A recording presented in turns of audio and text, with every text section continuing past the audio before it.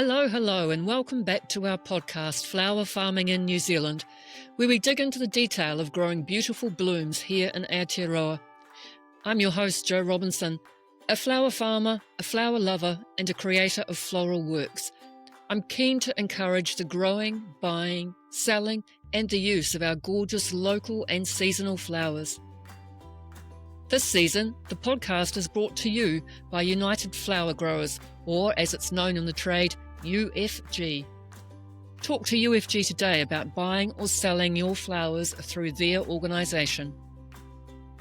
And today we have the amazing Marisa of Urban Floral Farmlet. Can you introduce yourself, Marisa, and tell us a bit about your farm and where it is? Hello, Jo and everybody. My name is Marisa. I'm from Urban Floral Farmlet. I'm based in Te Atatū Peninsula in Auckland. It's about a 15-minute drive from the central city, so as urban as an urban thing can get, hence the name. It's a great name. So, being in an urban area, what on earth made you decide to grow flowers? Well, I think I have to give you the context of the background first, was that I actually grew up as a teenager on a flower farm, but they weren't cool then. So my parents were growing flowers, which as a teenager, that was not cool. That was my holiday job.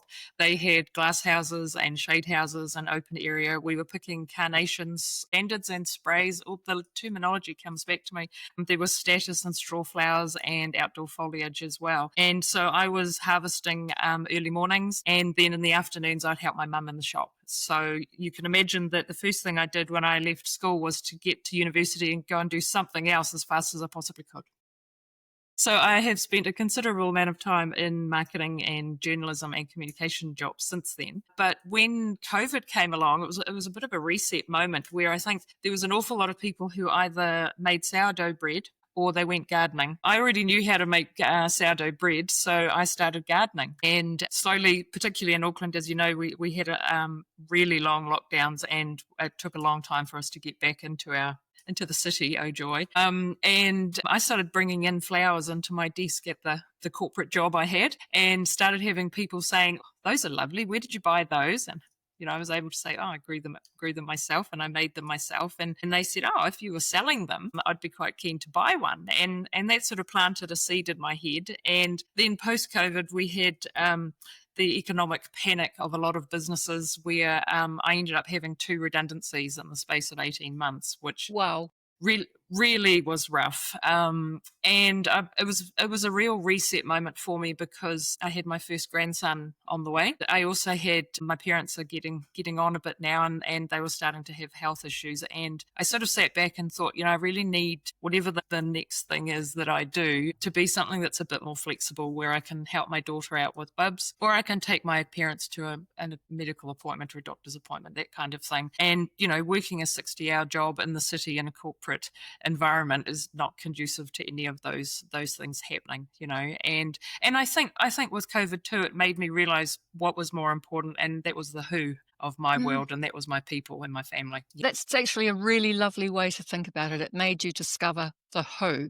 Forget about all the trauma and all the lasting angst that's come with that. It made you discover your who. And I think for a lot of people, it also made them discover their what. Because there are a lot of flower farms that started during or straight after COVID when people went through a similar situation. But 2 redundancies in 18 months, that's tough psychologically. Did the flowers help from the psychological point of view with that? The joy of actually growing and picking? Absolutely. And I realized that there was 2 hours of every day I was getting back during the lockdowns. I was working from home online, but there was no traffic to contend with. The biggest bane of any Aucklander's life, as they will all tell you for hours on end, is the gridlock of our motorway system. And so, I was still working a full-time job, but I was getting 2 or 3 hours of gardening in, and that was amazing. And as you say, through the course of 2 redundancies, which was really difficult given the context of the environment, and particularly in my role where actually marketing your business is the most important function to keep. Not that I'm holding on to that at all. It was upsetting. Having something that wasn't work was amazing to have. And it really, really did start to fill a gap. And then I realized that I wanted that to be More. the gap altogether. Yeah. Yeah, I pretty just have much. this vision of during these redundancies of your plot being perfectly weeded as you took your angst out with a trowel or a nawashi and attacked every weed in the place. I can just see it. It just Actually, makes me laugh. there was an old golden queen tree, that peach tree, that bore the brunt of many frustrations, and that got dug and chopped, and satisfaction was exponentially bigger than it needed to be. But you got there and I did. you chose flowers. So do you think it was your early life experience working with your parents on their flower farm that made you choose flowers over a different art form? Because I've seen some of your different artworks and you're a clever Yes. lady. So why the flowers just grounded you? It felt right? Yeah, I mean, I am a very creative person, and it has been a case of figuring out what was the best outlet and where I felt most comfortable. And there was a certain muscle memory to what I had learned as a teenager of, when I started handling flowers again and putting them into bouquets, that wasn't the hard part for me, and it kind of felt like that was a comfort level, which, if you've got something where you're starting out with a decent comfort level to begin with, that's a good place to start, I think. It just gives you confidence, doesn't it? Or the fact that you don't have to think, do I know what I'm doing? It just happens. Exactly, just one less thing to be worried or scared about, for sure. So, because you are in an urban space, and this isn't a common thing for flower, not as urban as you are, No. how big is your growing space and what kind of setup do you have? Okay, so I'm on just over 800 square meters, so that's just a whisker short of a quarter acre standard block section. I am surrounded by 33 townhouses and two-story houses on all three sides. My goodness. Okay. Yep. So that's the environment. So you can't do naked gardener day. Well, I could, We I can suppose. love Maybe I could charge for it though. It'd be a different rate. Oh, yeah. Right. Yep. We better Moving move right on. along. Yes. So I have 600 square meters dedicated to the farmlet. So there's house and garage and driveway that I don't count, but basically any spare space, a spare square foot is mine to be had. I have looked seriously at my driveway and wondered whether it really all needs to be in concrete. So that's an ongoing conversation on Debate. a wheel in my head. Yeah. I'm planted out in mainly annuals here, and they're all in raised beds because when I did the deed and peeled back the lawn, I established that I was on a clay pan. So there was no amount of remediation that, short of waiting another 50 years to work it through, to bring that to life. So I then set about building raised beds, and I get in garden mix and mulch from a local supplier who I did have, I guess you put a silver lining on things, but during COVID, I picked up the Dahlia disease, which is a different thing altogether. It is. We won't go there. But but it was probably lucky at that point that I lost half of my first crop to killer compost. So I learned a terrifically valuable lesson. Yes. About my mediums and the poor people who I just about interrogated them with a hot lamp when I went there to establish the garden mix and what was in it. Could they guarantee whether there was any residues in there? And I've been using their mix for the whole time since then, and have everything's really happy. That means I can just keep on turning that over, and it's got foul manure in it and other good things as well. So it means that I've got a really good base to start with. So do you need to top up those raised beds with new mix every year, or can you? Yeah. Yeah, I mix through, so I'm constantly adding mulch or compost, but I give them a refresher and give them another layer and turn it through, just to keep the nutrient levels up. I've got lots and lots of lovely big fat juicy worms, so they must be happy. So yep. I take that as a gauge. So the other thing is that I actually have a second site as well, which is about a 15-minute drive from here, and on that, I have got trees, shrubs, perennials, things that don't need me there every day. But equally, those are the things I can't mix with the annuals because they shade over them and they take up a lot more space, and I don't have it. So that second site is sort of the slow burn because, as you know, trees and shrubs and perennials take their sweet time to get established and start producing. I've been nibbling at them a little bit this season, but I'm hoping that next season I'll be able to start actually cutting from them. And you will just be blown away by how much of a difference that makes to your ability to make bouquets and sell things. Just the trees and the shrubs and the perennials, they're just amazing. So yeah, well worth it. So do you grow year round or do you focus on a particular season? I sort of start out with my tulips, and so that's early up here, a bit warmer than where you are. Nah. Just had to get that in. Yeah. So mine this year started on the 28th of July. I was not ready, but I start late July, early August, and I try to go through all the way to Mother's Day. So that's second weekend of May. That's a long season. It's been a long season. I was really tired at the end of the season, and I'm sort of reviewing that at the moment, and whether it's a case of not only me being tired but the plants being tired as well. Because I got to sort of mid-April and wheels started falling off with pests and disease, and things start falling down, and I kind of felt like some aphid was going to get me at some point too. I have a vision of an aphid. Yeah. Okay. I'm sort of reviewing that in the sense that, I've got a really limited site as far as space. And so if I'm growing something, I did a trial run of chrysanthemums last year, and, I only get one crop out of that bed with chrysanthemums, but I can get two if I'm growing spring flowers and summer flowers. And so I'm seriously thinking about whether I'm actually going to be getting in some wholesale stocks to take me through April, May to Mother's Day, rather than taking up whole beds, trying to grow at that time. From your health and well-being point of view, I would have to give that second option a big tick. We got through to Mother's Day this year, 2025, and I don't think I will try and do it again. It wasn't enough return on the effort. Yes, it was lovely to have flowers for Mother's Day. I will pot some things up and put them in our tunnel house, so I've got them for close friends and family. I'm not going to do bulk sales. It's just the effort is too much. But I can put my chryses in pots and move them in and out of the hothouse. So, because our first frost is in March, so right. So well, it's quite a long time. When people talk about frosts, I really struggle because up here, this year I've had, I will say 1.5, because the half one I wasn't really sure whether that completely counted as a frost, but it's really mild up here. So, the problem also is with chrysanthemums that I had them starting really, really early, and I had got late varieties, and they were all done by the middle of April. So it's like, oh, wow, thanks very much. Yeah, thanks. So yeah, living and learning.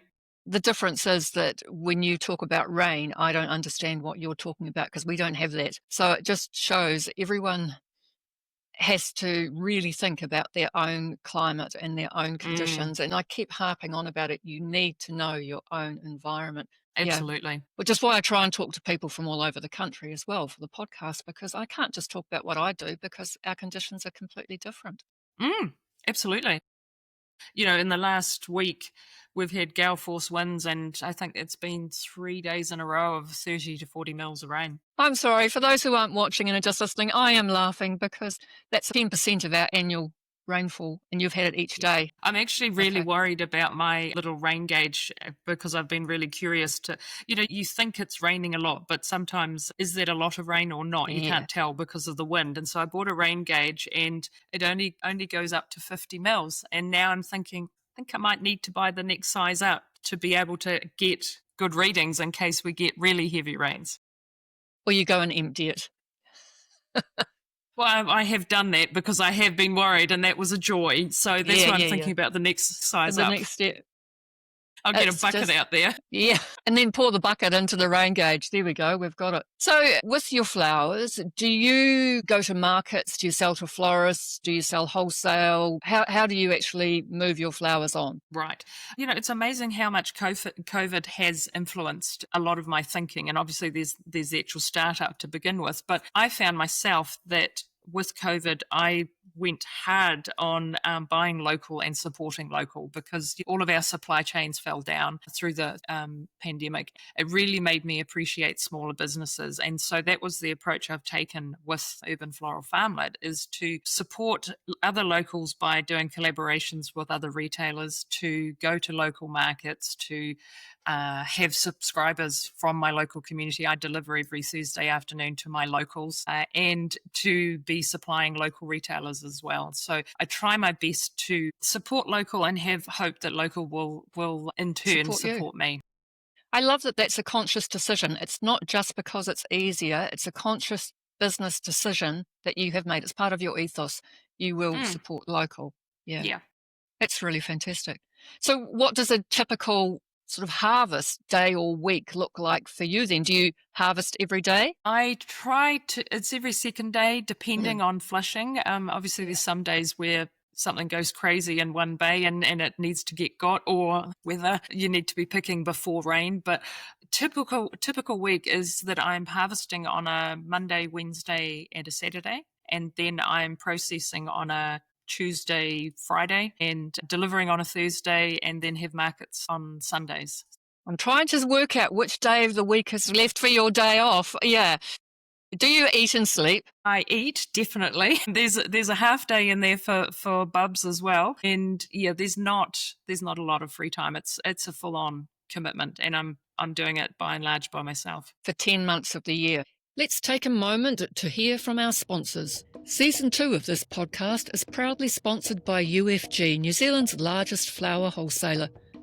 While UFG is best known for its in-house auctions in Auckland, Wellington and Christchurch, it operates other platforms to ensure growers connect with the right buyers and buyers with the best flowers. Listen to our sponsors episode of the podcast and check out the UFG website to learn about the innovative remote online flower auctioning system and the virtual wholesale platform. And if you need another option, there are 4 on-site wholesale outlets based in Auckland, Wellington, Christchurch and Invercargill. UFG, connecting growers with the right buyers and buyers with the best flowers. Hey petals, and just like that, we're back into today's conversation. Okay, so we talked a little bit earlier about you having been brought up on a flower farm, but I also know that you were awarded a Florette scholarship. Now, I am sure that anyone who is listening to this podcast has heard of Florette, and they do a training course, which is a very expensive training course, I will be honest. It is a huge outlay. Yes. But they do award some scholarships each year, and you won a scholarship. So congratulations on that. Thank you very much. I'm really interested to know how you found the course, because I've done different trainings, and I just think it's really good for people who are listening to know that there's options and what the pros and cons of those are. So the mic is yours. Tell us what was good and what wasn't so good about the Florette course. Right. Okay. Well, in the first instance, can I say that anyone can apply for those scholarships? And I thought that a little flower farmer in New Zealand wouldn't even be noticed. And I wrote I think it was only 100 words you had to write, and I won one. So, first of all, just get out there and give it a crack. Just because you're from New Zealand doesn't mean you won't be able to get it. So as far as the actual workshop goes, I found it really interesting because I'm in the class of 24 workshop scholarship winners, and at that point I was 2 years in, so to flower farming. So there was actually quite a lot that I had already worked through, and that doesn't mean it was right or wrong. There was quite a few things where I thought, I could have done that better, or that's something to think about. But I had already committed to building things, and some things were already set in place as being I'm not going to change that now. We're just going to have to push on with what we've got. So I think for me that the highlights of the Florette workshop were that there was a huge amount of that, the putting the spade in the ground work that was outlined. So the planning and the thinking and the working out the mechanics of what you wanted to do, what your space was, what you could potentially grow there. There was lots of information about plants, about cut flowers, and also about processes, how to do things, how to figure out if this is what I want to do, whether it's supplying a local retailer, then these are the steps, and how to work backwards and how to figure out what you need to grow to get to that place. So I think there was a lot of really good foundational information in there and guidance. But I think that if you're already waist deep, then it may not be the course for you, because, as you said, it costs a lot of money to do that course. And I think that it may be best for those who are literally at I've got a big paddock, or I've got a big green space and I want to do something with it. That would be the best time to be signing up for that course. So did they cover off the actual scientific side of growing, or was it more about once you've got them in the ground? I guess it was more of an overview, and there were some specifics around sowing seeds and transplanting and those kinds of things, but it didn't really go under the hood as far as the science of soil and fertilizing and spraying but the garden husbandry of the plants. So it didn't go into those scientific depths, and there was an awful lot more around the other side, which was what you did with the flowers once you'd grown them. And that's actually really interesting, because I did many years ago the Lisa Mason Ziegler course from the Gardener's Workshop, and also the Dave Dowling Perennials course. And I think, to be honest, they were the same, although Lisa did go into a lot of detail about growing. But she, like you, she's an urban farm with a lot of constraints. She can't have tunnels or anything like that because of how urban she is, but she's quite big. But she's only ever grown in those conditions, and it was such specific conditions. I think in my mind, it's what made me start realizing how different every grower is, because her information, as you say, was a great base, but then you have to apply your own knowledge and learnings to make it actually make sense. Yeah. So I would recommend her course, and Dave Dowling's for people growing perennials, those two. Is there a particular part of the Florette course that you thought was valuable to you as a more experienced grower? I think it was probably more the second half, which was more around the sort of the resource factor of the different cut flowers, which are good cut flowers to grow, and the timings of them. Of course, you have to do the translation from Northern Hemisphere to Southern Hemisphere. So I've got little scribblings all over the place, because my brain just doesn't automatically go January, June, or whatever it is. But other than that, it's a good workshop to go through, but it's a good resource to keep, as far as it's a hefty, big workbook that you get. Which in my mind is probably, because I'm a paper person and I like to be able to jot notes and things, that would be valuable to me, but not as valuable as the cost of that course. So I'm a cheapskate. Let's just say I was delighted that I won a scholarship. Yeah, okay. So you do make bouquets for your markets and for selling to your local customers. Have you done any floristry training, or what you learnt with your mum gave you the confidence that you knew what you were doing? What I learnt with Mum was a really good base. I did do the New Zealand Floristry certificate with Open Polytechnic during COVID. Right, yep. So that was a good use of time, and that was really good for me, because that helped me to work out what I didn't, the areas within flower farming that I didn't want to go down. So the fiddling around with wiring things up and taping things up, drove me crackers. It really helped me to understand that course was very filled with plastic and foam and wire, and just all of that was just new to me. And it really helped me to sharpen up what my proposition was, and that I would only be using the simple craft papers and tissues. There'd be brown string, and that it would be much, much closer to probably the old-fashioned kind of cottage garden look and feel. And it sort of set a tone for me by default, actually, which I hadn't really thought about now until you just asked that question. I have to say that I've done the same course, and I think it does teach you what you do and don't want to do, which is interesting. Yeah. Just for people who are listening that don't know, you can do the course certificate in floristry up to level 2 with the Open Polytech. I think that's a no-charge course. And then you can... I think it's level 3. But can you I do don't know if level that 3 makes with them? You can definitely do level 3 with Manukau Institute of Technology and Southern Institute. But for them, it's a 17-week, pretty much full-time course, I think. Oh, And the right. rest of, which is a huge commitment. But if you think that's where you're going, it's probably a commitment worth having. I've done a fair few online floristry courses. I don't know whether you have, Marisa. Is there any of those that you would think about? There's quite a few that I follow, different flower farmers and florists that I follow on YouTube and podcasts and Instagram. And I think both with the floristry and with the growing now, I've got to the stage where if I can pick up 1 or 2 tips of a particular something and then take that away and make it work for me, then I'm winning. Yeah. Because I think there's an awful lot of courses, and particularly what you were saying before, my context is different to your context, is different to their context. And so, it's lovely that they may have a particular flower that they grow. I can't grow that on my site, so I can't do that, Yeah. and so I've really realized, and I think that there's an awful lot of people out there who just want to be able to do one course that gives them all the answers to everything. And not going to happen. That course does not exist. That does not exist. And you cannot create it because it will never be the be-all and end-all for everybody. It's just not possible.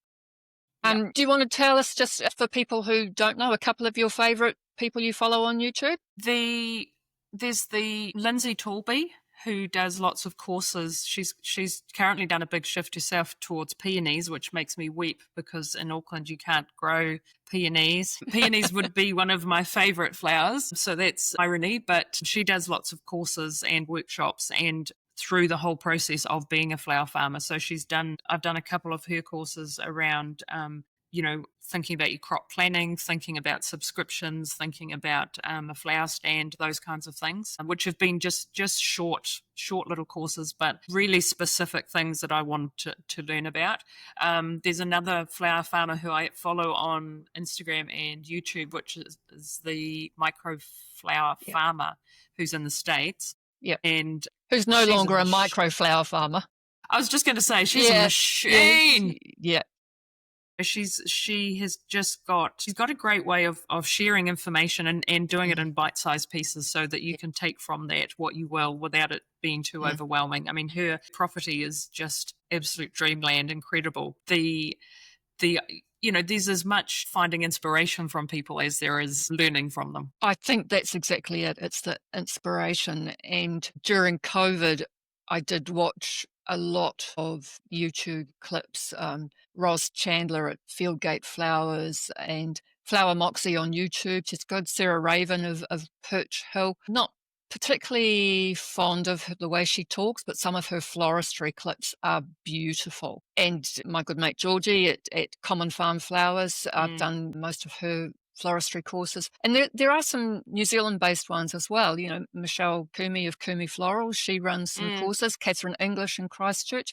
But if you're new to the scene, it takes a while to find the ones that work for you. And I think it's finding the right person, isn't it? That connects. Well, I think also that it's establishing what it is that you want to grow in the first instance, because that determines what it is that you can make as a bouquet, and only then can you establish who you want to learn from. How you're going to sell it, how you're going to grow it, how you're going to make it, who do you want to learn from? Yeah, it's really interesting getting that template of the plan together, isn't it, just to make it happen.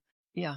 Very cool. What about inspiration from other New Zealand growers? I know we have Penelope at Martinborough Manor who does her spreadsheet of when to plant what. Any other ones that ring your bells or that you feel that you've learnt from? Well, I'm a member of the Floral Business Activator group. Yes.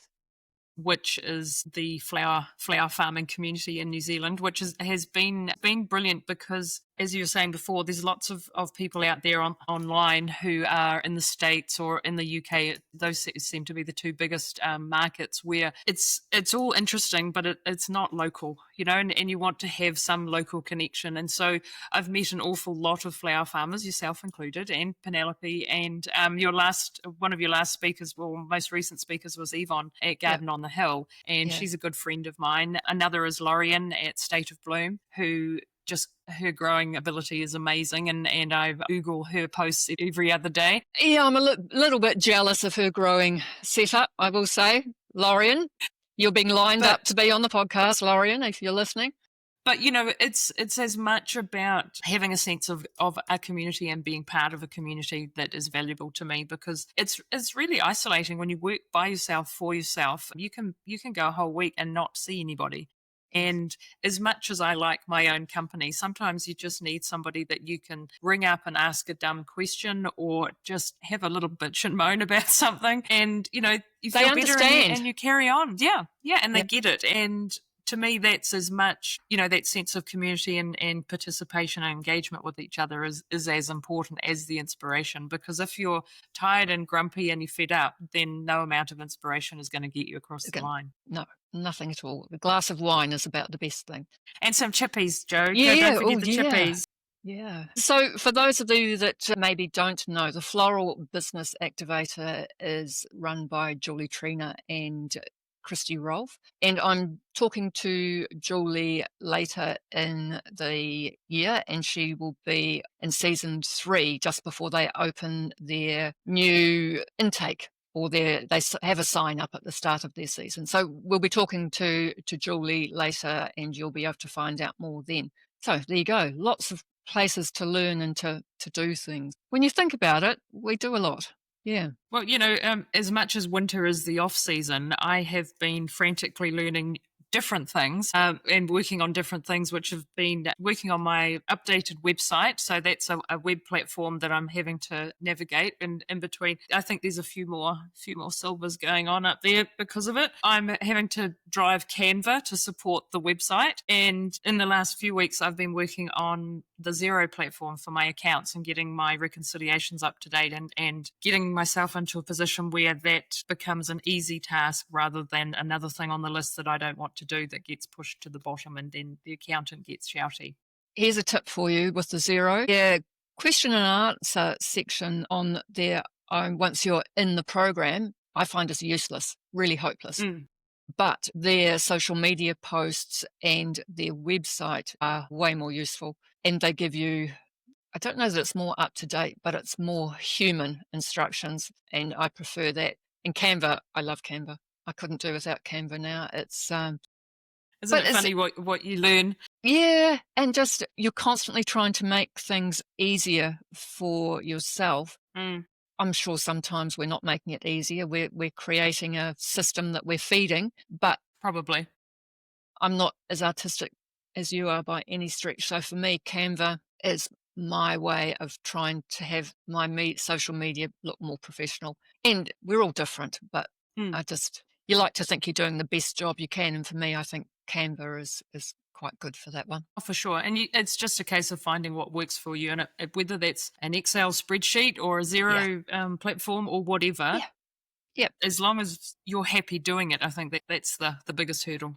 But also perhaps recognizing when it's time to spend money on a program that's going to help you, so that you've got that time. It's like having an extra staff member.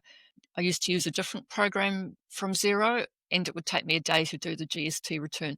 With Xero, it's 15 minutes tops, and I love it. And it's so easy to reconcile. Anyway, that's completely different from what we were going to talk about, but it's all good. Sorry. It's really good information for people, particularly if they're at the point of thinking how they're going to manage all these processes as they grow. So what for you do you think has been the biggest learning curve in running a flower farm yourself? You grew up on one, but now you're running one.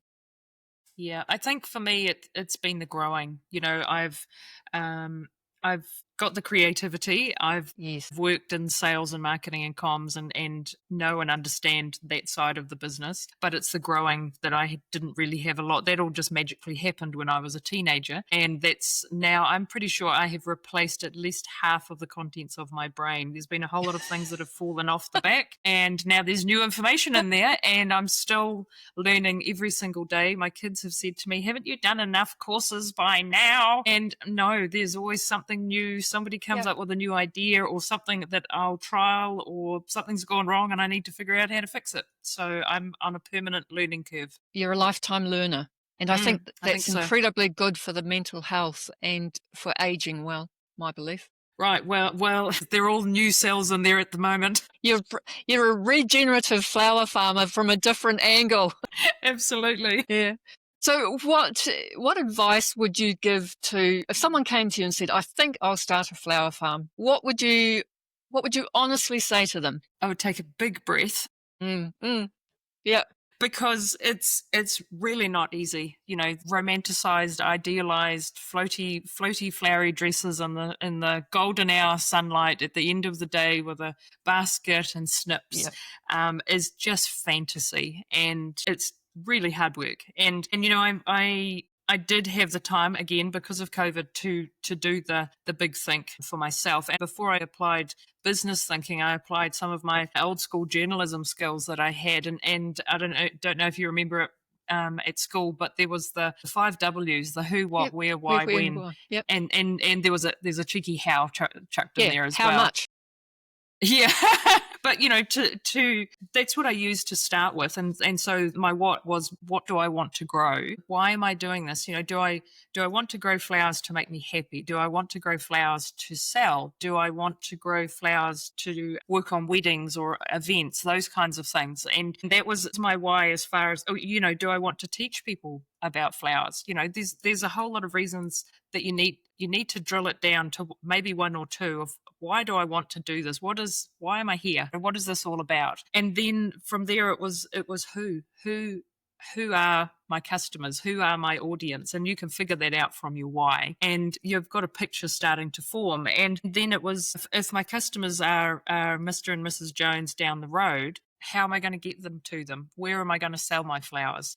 Who, what, where, why, when? When am I going to start selling the flowers? And so those were 6 really basic questions to ask of myself, which helped me then to put a plan together in the sense of business and growing plans that helped me to shape a couple of glasses of wine helped me to come up with the name. But you got to use what your resources you have to hand. But that was the thinking that I applied to it. So high level was the who, what, where, why, when, and then to business plan and gardening plan. But you've separated those two, but I think they're actually part of the same thing. The 5 W's, they are the core of your business plan, maybe not of your financial plan, but of your business plan, because if you haven't thought about those things, you shouldn't even be doing a business plan, because you're not in the right frame of mind, you're not in the right place financially, psychologically, maybe even physically, to know whether you can do it. Can you crawl around on your hands and knees for 10 hours a day? And can you stand at a desk and make bouquets for 6 hours at a time? Can you stand at a market? There's so many questions that people just don't think about. Going to market, because you and I both go to markets and we know what this is like. It's not turn up, sell and leave. It's grow the flowers, make the bouquets, chill them, pack your car, get to the market, unpack your car, set up in the wind and the rain, sell to people who aren't there, then pack it all up again, including lifting your marquee. And yours is indoors, isn't it? I think you're a bit lucky. No, you're out. Mine's outdoor. I've got a gazebo as well. People just need to think through every step of how they're going to manage what they think they're going to do, and be prepared to, that word, another COVID word, pivot. You need to be able to pivot. So, absolutely. And it's, for me, the 5 W's, maybe that was my creative way to find my way into a business plan. No, I think it's great. But there's a lot more to it. And I think in the first instance, Floret was an inspiration point for me, but I needed to take a step back from the beautiful to actually go, is this realistic? Practical. Can I do this? And Yeah, and my original plan had been I had the big 50 coming up that I'd been saving for as my I wanted to go to New York. It was on the top of my bucket list was to Yep. go for a trip to New York, and I'm on a different journey than the one I originally thought I would be on. So I became a flower farmer rather than going to New York. So maybe that was where I was supposed to be and how it was all supposed to work out. Right, a few more things about what Marisa likes. What's your favourite flower to grow and why? Okay, I have always been a mad white flower with a yellow scented whether you call that a daisy or all the different varieties. Amobium is my absolute favorite. I know that some people have very differing opinions to that. Love it. So useful. She is such a giver. You know, Yes. I had last season I had 7 flushes from one bay. It was unbelievable. They just crank out, and fresh or dried, my customers love them. I can just sell dried bunches. They go first before fresh, just like that. Can I ask you, they're sold as an annual seed, but they're perennial, even for me here in our harsh conditions. Are they perennial for you in the wet? I haven't grown them perennially. I put in a fresh batch each year because I'm Try just it. a little bit worried. Yeah, maybe I will. I'm a little bit worried about the wet because they do turn into such beasts of plants that I'm a little bit scared that they'll either get so huge that they'll completely take over the next 2 bay on either side. Yeah. Or that they may well rot out over the winter. So maybe I'll put in a bay at site number 2 and leave them to their own devices and see what happens. Yeah. It'd be worth it to try. They certainly are for me. As I say, we don't have any rain, but I don't put any covers on them or anything. They are just left to see who survives. If they don't survive, that's it. It doesn't matter. I'll have slightly fewer Amobium, but yeah, they are fantastic. Right. Okay, so then what's the worst flower for you to harvest? It's the worst, but I love it, so it's a problem. Sweet peas drive me mental. The tangles and the tendrils and the language, there's a blue cloud around me every time I harvest them, but I just love them to bits, so I can't not grow them, so I'm doing it to myself. Okay. The only thing that got me through harvesting sweet peas was to actually take the paper to the field and to wrap them in paper as soon as I harvested them, really tight. Wow. Okay. And put them in the bucket already wrapped. So I only had to untangle them once because then I would take them to the studio and I'd be taking them out of the bucket. They'd be tangled. Then I'd go to use them and they'd be tangled. Everything about them is tangled. What's your worst weed? Because it will be different from mine, I'm sure. And how do you get rid of it apart from thinking about your ex-bosses? Well, if I knew how to get rid of it, I wouldn't be flower farming. That's for blinking sure. You'd be rich and famous. For me, absolutely. For me, it's kikuyu grass. It's covered my whole section. When I peeled back the section, there was a clay pan left underneath. With the raised beds, every now and then I get a little Charlie comes up to say hello. I'm pretty sure when the apocalypse strikes us all down, the kikuyu will still be there. I have had to weed mat all of my pathways. I would much rather have some loose metal or some gravel, but I'd be overgrown within 6 months. It's just absolute nightmare. It's just horrendous. It just will take over any space given absolutely half a chance. And you know, it's great for properties or areas where it's very drought or very dry and it's really tolerant. But in places like Auckland where it's wet and warm, it's rampant. And I don't think you can ever get rid of it once you've got it. Yeah. We've got the South Island equivalent, which we call couch grass, which is similar, not the same, but similar. But when I was landscaping in Auckland, I worked with a lady who did a lot of landscaping in Australia, and they planted as a lawn there as a kikuyu grass. And here's us.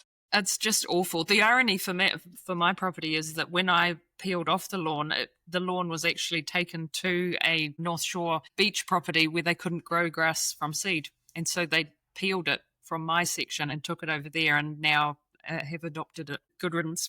So it didn't die. It just moved. Yeah. Again, you were being regenerative in a different way. You were sharing the love. Here's my kikuyu. Yeah. Alternative regeneration. So what keeps you going on the tough days, on the days when you've picked hundreds and hundreds of tulips and you've got to try and fit them in the cooler, or the days when your chrysanthemums have flowered 2 weeks before you want them. What makes you keep going? And you can't say wine because that's my answer. No. I think it's, and I'm not sure whether it's as much for me or for other people, but seeing how flowers can transform people, from whether I'm delivering or whether people are coming to collect them from me. You can see somebody who might be having a rough day or carrying a heavy load, and they see fresh flowers and they just light up, and that makes me feel good and they feel good, and it's just such a lift, and just knowing, I often talk about on my social posts about sharing the floral love or floral joy, but it really is a thing, in the scheme of things, when we're in a tough economy and things are hard right now, something as little as a bunch of flowers can make a huge difference to somebody's day. A massive difference. And it doesn't even have to be a full bunch. A little posy in a jar says, we're thinking of you. Feel the love. Here it is. Yeah. It's just a flower. Yeah. And, it's such a thrill for me to see my little grandson now, who he's absolutely a flower champion. And whenever he comes, he wants to pick a flower for mummy. And That's it's lovely, just like, isn't it? Yeah, so, yeah. It is. It's just the thoughtfulness. Maybe it's the flower thoughtfulness, the thought that's gone into the growing and the thought that's gone into the harvesting and creating. And then you've thought of somebody else as you've given it to them. It's flower thoughtfulness. There we go. It's a new phrase for us. So how do you see your flower farm evolving over the next couple of years, as I suppose, particularly as Site 2 comes online? Do you see a change happening? I think what I'm really looking forward to is getting the mix to being more perennials than annuals, because the workload of annuals is astronomical. And when you're doing it by yourself, that's really hard. But I'm also looking at it's taken a while for me to come to terms with this, but it's about, I don't have to do everything myself. I can get help. And I'm a very, very independent soul, and I like to do everything myself. I think I've sort of got through the really, that first 3 years has been really tough. And I feel like I'm at the place now where I can start to go, you know what, if I was to pay a bookkeeper to do 1 hour a week for me, that would be money well spent. And to be looking at getting some help on the field as well, where it's just about sharing the load and making it so that the business and I am sustainable, and that I can keep going. So you can have more than a half day on a Tuesday for you. Yeah. So I kind of feel like the first 3 years was 100,000% commitment that I had to get through to get to a place where I could then look at sharing more out and making it so that it was a lifestyle choice rather than just being another form of income. And I find it, in my mind, I think you've got such an incredible set of skills, life skills. You had the initial training on your parents' flower farm, but then you trained in journalism and communication. So you can move into the marketing side of your business quite well. But you've picked up on the thing that you think you might need help with, which might be the bookkeeping. So you're happy to outsource that because you know you're good at the other things. Doesn't it make sense? It just recognize what you do need help with and get help for that so that you can look after yourself and your farm. And I think too that when it's something that you're either not comfortable doing or, more honestly, don't like doing, it's never at the top of your list. And so then you procrastinate, and then whoever you need to do it for gets shouty. Or it becomes a problem for you, and there's absolutely no reason why I need to torture myself to be the only person who can do it. There are people out there who are very happy to take my money and help me to get that job done. So, why wouldn't I? It's the learning curve of having somebody else work with your baby, isn't it? That's the hard thing. Yeah. Yes. Yeah.